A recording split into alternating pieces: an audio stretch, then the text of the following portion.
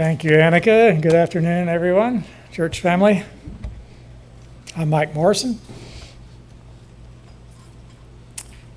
Last week, we heard the story of how Naomi suggested to Ruth that she sneak into the place where Boaz was sleeping and to lie down at his feet.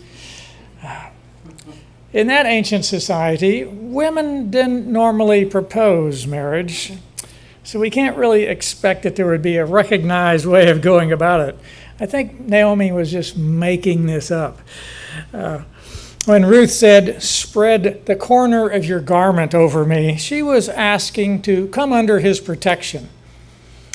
In fact, she used the same Hebrew word that Boaz had used in the previous chapter to say that Ruth had taken refuge under the wings of Yahweh. It's a picture like chicks taking refuge under the wings of a mother chicken. And we can all ask for that. We can be chicks asking for protection from a mother chicken.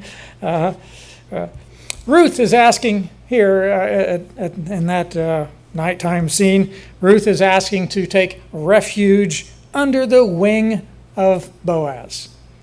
Boaz will be the agent that God uses to take care of her. Well, Boaz gets the picture. He praises her for her virtue. But he also says, I'm willing, but legally, I'm not really the first person you should ask. There is another person who is actually a closer relative of your dead husband. So the story of Ruth cannot be completed until this matter is taken care of. We are left hanging. Who will be the Redeemer that Ruth is looking for? My title is, we have a Redeemer, but maybe the title should have been, Who is the Redeemer? Will it be the mystery man or Mr. Nice Guy Boaz? Well, at the very end of chapter 3, Naomi says, I'm sure he'll take care of it right away. And sure enough, chapter 4, verse 1 opens with these words. Well, it didn't open with us there. Okay, I see. My mistake. Meanwhile, it begins. That very morning, Boaz went up to the town gate and sat there just as the guardian redeemer he had mentioned came along. Boaz says, "Come over here, my friend, and sit down." So the guy went over and sat down. That very day, Boaz was going to settle the matter. He went to the town gate. All the business was conducted at the town gate, all the legal matters. And so this fellow comes along. This other fellow is never given a name, which is kind of a point of irony in the story because one of the underlying themes of the book is that of preserving a person's name. This guy just doesn't count. Mahlon and Chilion are given names, but this guy is not. And I think we also need to explain what this guardian redeemer is. It's the Hebrew word goel. It refers to a social role that we don't have anymore. So the NIV translation has to use kind of the wordy translation, guardian redeemer. It refers to the nearest living male relative who had a responsibility to act as a guardian for people in the family who needed help. And as a redeemer, somebody who could buy them out of slavery if it came to that. Now, this man had been the next of kin all along, but he has not showed his face. He has not accepted responsibility to take care of Elimelech's widow, Naomi. He seems to be shirking his duty. That's the sort of person he is. So Boaz calls him over. "Hey, fellow, we need to do a little business here." He sat the fellow down. The guy's probably wondering, what is this about? So Boaz goes about getting some witnesses for his legal matter. In verse 2, Boaz took 10 elders of the town and he said, "Sit here." And they did. Well, What's all this about? We've got a quorum, but what's the agenda for the meeting? Boaz said in verse 3, he said to the guardian redeemer, Naomi has come back from Moab. She's selling the piece of land that belonged to our relative Elimelech. Now, this is news to all of us. This is new information in the story. We didn't know she had any land. We didn't know she was going to sell it. We don't know how Boaz found out about this. Naomi had earlier complained about being empty.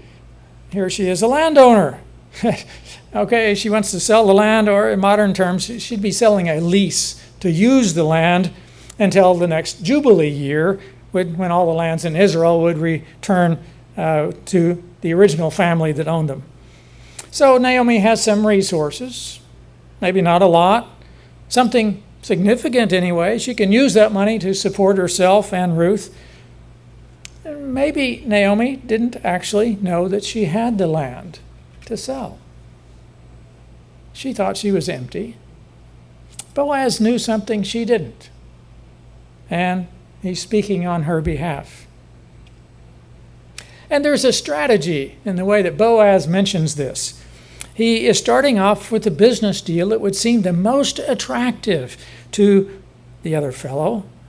It's not really clear why he would want to do this. It's certainly useful for us as readers because it helps us see what sort of fellow this is. We get a glimpse into his motives. So Boaz says in verse 4, I thought I should bring this matter to your attention and suggest that you buy it in the presence of these seated here, in the presence of the elders of my people. If you will redeem it, do so. But if not, tell me, so I'll know, for no one has the right to do it except you, and I am next in line. Well, so the other man says, yeah, all right, I will redeem it. So the business proposition is this unnamed fellow will give Naomi some money, then he can use her land. He thinks it is a good deal. Apparently, he thinks that since Elimelech has no heirs, then he can buy the land permanently. Because when the Jubilee year comes, the land can't revert back to the other family because there's no one left. He thinks it's a good deal for himself. He says, yes, I'll do that. Then in verse 5, Boaz reveals the rest of the story. Boaz says, on the day that you buy the land from Naomi, you also acquire Ruth the Moabite. I can just imagine the man's face falling. The dead man's widow, in order to maintain the name of the dead with his property. Well, we need some explanation here of ancient Israelite tribal customs. Scholars call it a levirate marriage, after the Latin word lever, which means brother-in-law. The idea is that if a man died without any children, then his brother was supposed to marry the widow and father an inheritor for the dead man. Legally, the son would be the inheritor of the dead man. The land would continue to be in the dead man's name and not be absorbed into the brother's estate. And this custom was found in several nations in the ancient Middle East. We can also see it as part of the law of Moses in Deuteronomy 25, verses 5 and 6. If brothers are living together and one of them dies without a son, his widow must not marry outside the family. Her husband's brother shall take her and marry her and fulfill the duty of a brother-in-law to her. The first son she bears shall carry on the name of the dead brother, so that his name will not be blotted out from Israel. We really don't know what the widow felt about this, or even how the man felt about it, or whether he already had a wife. The concern seems to be that the name of the dead brother be continued and the inheritance would be preserved in his name. An associated benefit would be that someone had the responsibility to take care of the widow and the child. It wasn't just that the living brother inherited all the property of the dead brother, including his wife and donkeys. It was a responsibility that had to be commanded. The property didn't belong to the living brother, it belonged to the dead brother. And after the first son was born, it would belong to that son. So the law of Moses specifies the family obligation here. But there was apparently more to it than just raising up a son for the dead man. There were also land ownership matters that went along with it. And apparently the legal expectations were not just for a brother or brother-in-law, but for the nearest male next of kin. So Naomi is going to sell some land. She just can't sell it to anybody. If there's a way possible to keep that land in the tribe of Judah, in the clan of Ephrathah, in the line of Elimelech, then that had priority over everything else. The nearest male next of kin had the right to redeem that land, to keep that land in the family. So Boaz says to Mr. No-Name, Naomi's got some land to sell, and you've got first rights to it, so is that something you want to do? He says, yes. Boaz tells him, if you're going to act as next of kin regarding the land, then you also have to act as next of kin regarding the widow. Your duty is to raise up an heir for Elimelech. And Naomi is too old for that, so legally you're supposed to do it with the widow of his son, Ruth. She's part of the package deal. You can't just choose the land. You also have to accept the whole role. You'll pay some money to Naomi. You'll acquire the responsibility to take care of Naomi and Ruth. And after you do the duty, then that land will belong to the son of Ruth. Mr. No-Name did the calculations, and he thought, well, there's not much in it for me. He was thinking of his own benefit, not his responsibility. I think Boaz knew what kind of person he was and what choice he would make. He phrased his proposal in such a way as to expose this man's selfishness for everyone at the town gate. So the man says, well, nope, count me out. Verse 6. At this, the guardian redeemer said, I cannot redeem it, because I might endanger my own estate. I'd spend all my money and have nothing to show for it. You redeem it yourself. I cannot do it. We don't do this sort of thing anymore, do we? We do not encourage people to marry their widowed sisters-in-law. We have different inheritance customs, different landowning strategies. We might wonder, what does this have to do with Jesus? What does it have to do with us? As it turns out, it has a lot to do with Jesus and us, because Jesus is spiritually our guardian redeemer. One way the New Testament describes our salvation is by referring to this Old Testament custom of the kinsman redeemer. The New Testament tells us that Jesus has redeemed us. We don't use the word redeem very often anymore. It originally meant to buy something back. We might redeem a coupon by using it. Many years ago, retailers would give people stamps, like some stores today give people reward points. The pre-electronic version was stamps you saved in a book. I remember as a kid pasting those in a book. People would save up their S&H green stamps and redeem them for some free or discounted merchandise. But in ancient times, the word redeem had a much more important use. It was to buy somebody out of slavery. If a person was impoverished, couldn't find enough odd jobs to pay their food, they might sell themselves into slavery so that they would at least have enough to eat. And later, if a friend or relative found out about this and became able to help, then they could redeem the person by paying their debts and paying a price to buy a slave. This is the picture that the New Testament sometimes uses for Jesus. We were in slavery to sin. He has paid the price to free us from the consequences of sin that we might otherwise have to pay at the Last Judgment. Now, Jesus didn't actually give money to anybody for our freedom. The analogy breaks down there. But he does give us the results. as if he did give a payment to someone. He paid a big price, giving his life for us. But he didn't give that price to anybody in particular. But the Bible uses that picture, sometimes describes redemption as a synonym for salvation. Jesus is our Redeemer. He has freed us from the condemnation or the guilty verdict that we deserve. Jesus is also our kinsman, our guardian.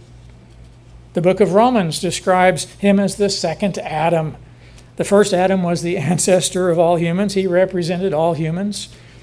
Jesus is the second Adam. He represents all humans too. He could do that because he's the one who created us all.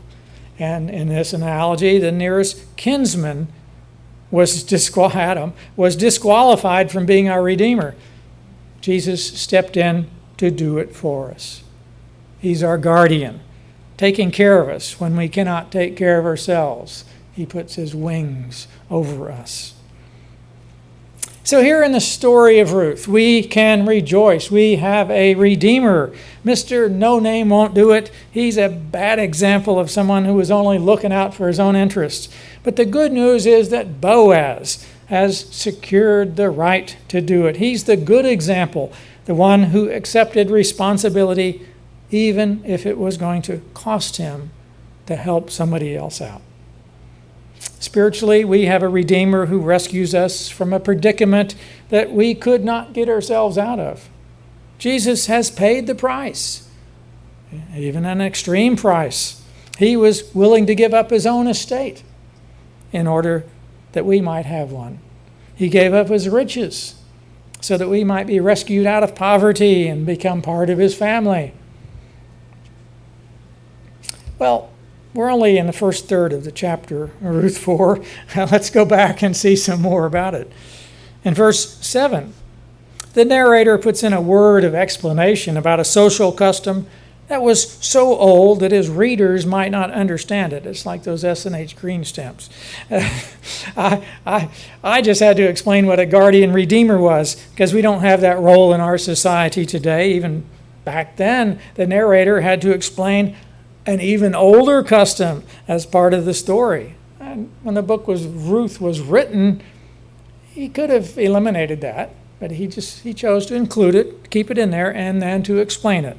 Verse 7. Now, in earlier times in Israel, for the redemption and transfer of property to become final, one party took off his sandal and gave it to the other. This was a method of legalizing transactions in Israel. We aren't sure where the origin of this custom was. Some think it may have had something to do with walking on the land as a sign that you own it. In this case, the person says, no, I'm not going to walk on it. I'm not going to claim it. Now, people take off their shoes, sandals, every day, unless they perhaps never put any on in the first place. It's a common action. But it had a big significance in certain situations. I think, regardless of those details, it would certainly symbolize that it says, I'm going to stay home. I'm not going anywhere. That's where people take off their sandals or shoes. I'm here. Count me out. So in verse 8, the guardian redeemer, the one who refused to be the guardian redeemer, said to Boaz, buy it yourself, and he removed his sandal. So even if all these witnesses, these 10 elders, they didn't hear the words, they could see the bottom line in action. Mr. No Name has declined the offer. He was not going to give any money to Naomi. He was not going to raise up an inheritor for Elimelech's family. He disqualified himself. So then, verses 9 and 10, Boaz announced to the elders and all the people, today you are witnesses that I have bought from Naomi all the property of Elimelech, Kilion, and Mahlon. I have also acquired Ruth the Moabite, Mahlon's widow, as my wife, in order to maintain the name of the dead with his property, so that his name will not disappear from among his family or his hometown. Today you are witnesses. So Boaz accepted these legal obligations. And all the elders and the people at the gate, verse 11, said, "We are witnesses." And they gave him a blessing. "May the Lord make the woman who is coming into your home like Rachel and Leah, who together built up the family of Israel. May you have standing in Ephrathah and be famous in Bethlehem. Through the offspring the Lord gives you by this young woman, may your family be like that of Perez, whom Tamar bore to Judah." The blessing mentions Rachel and Leah, two wives of the patriarch Jacob, and then it mentions Tamar and Judah, which, interestingly, it also involved a levirate marriage in which the first man refused to do his duty. You can read about it in Genesis 38, but we don't have time for it today. All I want to do is point out that this might seem like the climax of the story of Ruth. We have a redeemer. All is well. There are no more obstacles or problems to be solved. The readers in ancient Israel would have a great story. The moral of the story is that righteous behavior leads to blessings. It's good to be upright, take responsibility for people who are less fortunate than we are. We'll get a good reputation in the community, and everyone will rise up and call us blessed. It just kind of winds down from that point on. But if we think that, we have missed an important part of the story. Verse 13 says, "So Boaz took Ruth, and she became his wife. When he made love to her, the Lord enabled her to conceive, and she gave birth to a son. All is well. And the woman of Bethlehem gave a blessing." Verse 14, "The woman said to Naomi," not to Ruth, but to Naomi, "Praise be to the Lord, who this day has not left you without a guardian redeemer. May he become famous throughout Israel." Literally, may his name become proclaimed. They aren't talking about Boaz. They are talking about the son just born to Ruth. This baby is now the guardian redeemer. He's the closest living male relative. He will take care of Naomi and Ruth after Boaz dies. Well, may he become famous. Well, he could be famous. This story is in the Bible, the best-selling book of all time. But do you know the name of the baby? Maybe not. Even if you've read the story before, you might have forgotten his name. It's not real prominent because there's more to the story than just this baby. So the women say in verse 15, "He will renew your life, sustain you in your old age. For your daughter-in-law, who loves you and who is better to you than 7 sons, has given him birth." This is a really surprising thing to read in a patriarchal culture, that a woman is better than 7 sons. Naomi is no longer empty, but she is filled to abundance through Ruth. The credit goes to Ruth, not to Boaz in this case.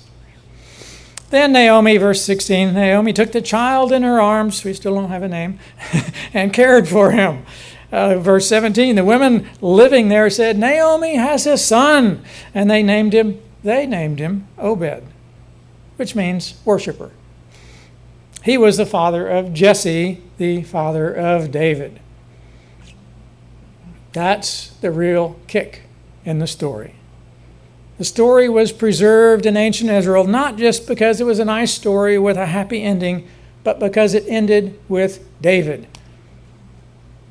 Verses 18 to 22 tell the same story from a male perspective. This then is the family line of Perez. Perez was the father of Hezron, Hezron the father of Ram, Ram the father of Amminadab. He was the father of Nahshon, Nahshon the father of Salmon, and he was the father of Boaz. Boaz the father of Obed, Obed the father of Jesse, and Jesse the father of David. It ends with David. That's the point of the story. The significance didn't need to be explained in the story because everybody in ancient Israel knew who David was. There he is. David they're referring to is the king of Judah, king of Israel, first in the dynasty of Jewish kings for centuries. And most significantly, God promised that a son of David would always rule over the people. Even when the nation was taken into captivity, there was no king. The people expected that a king would arise from the line of David, the Messiah. So we read in Luke 2, verse 11, "Today in the town of David, Bethlehem, a Savior has been born to you. He is the Messiah, the Lord." That's Jesus. The angels call Jesus the Son of David. Luke, in his genealogy, calls him the Son of David. Even a blind man in Jericho calls him the Son of David. Jesus is the famous one. And as Matthew notes in his genealogy, he is the descendant of Ruth, the Moabitess. Naomi, you have a Redeemer. He will renew your life and sustain you forever. Church, today we have a Redeemer. We can come to him at night, or in the daytime too. Ask him to cover us with his wings, to protect us and shelter us. He will accept our proposal. He has already secured the right to do it. He has paid the price. He has taken care of the legal fine print, and he will do it for us.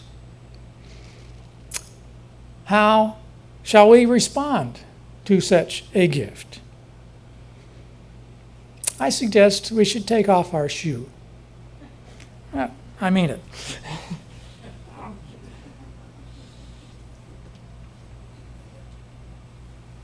Get this object lesson from the story. Take off our shoe. Everybody, take off your shoe. You people watching on YouTube, maybe your shoes are already off, but hear me out. Take off a shoe and hold it in your hand. This is something we do every day. And for the next week, every day when we take off our shoes, I suggest we say to ourselves, I am not the Redeemer. I am not the Redeemer. Even if I'm willing to be a Redeemer, I'm not qualified to do it. I'm not the Messiah. I'm not a Savior. And now I want you to take that shoe and transfer it over to your other hand, symbolizing a payment that has been made. And we can say to ourselves, I have a Redeemer. He has paid the price for me. I am home. I don't need to go anywhere else. It's already been done for me. I have Jesus. He is my Redeemer. You know, that's it. We have a routine of taking off our shoes every day. I'm just asking that we modify it a little bit for 1 week. Take one shoe off, and as an object lesson and as a reminder, transfer it to your other hand and say, I am not the Redeemer, but I have a Redeemer. Jesus has paid the price for me.